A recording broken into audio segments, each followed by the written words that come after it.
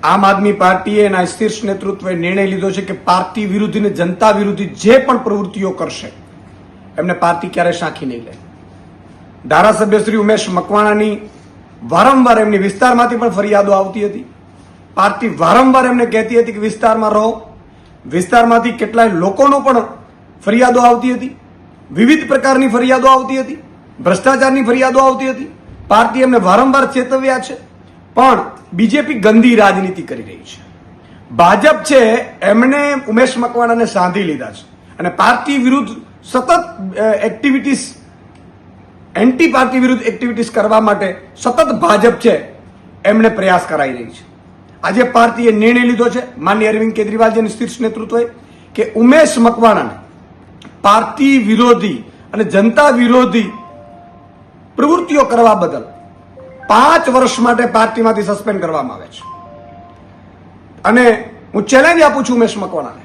ભાજપે ગંદી રાજનીતિ કરી છે સાહેબ.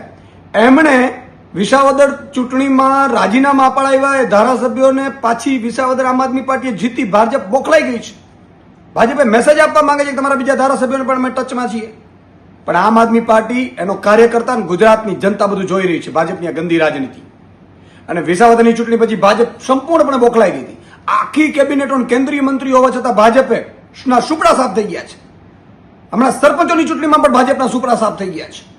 ત્યારે આ ઉમેશ મકવાણા જેવા વ્યક્તિઓને સાધીને ભાજપે આમ આદમી પાર્ટીને ડેમેજ કરવાની કોશિશ કરતી હોય તો એ ભૂલ ભરેલી છે.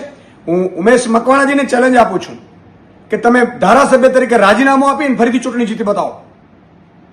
તમારામાં હિંમત હોય. ભાજપને પણ ચેલેન્જ આપું છું કે આમ આદમી પાર્ટીની સામે ચૂંટણી લડવાની તાકાત હોય તો ઉમેશ મકવાણા રાજીનામું આપે અને તમે ટિકિટ આપો અને આમ આદમી પાર્ટી ચૂંટણી લડશે અને ત્યાંથી જીતીને બતાવો તમે બોટાદમાંથી.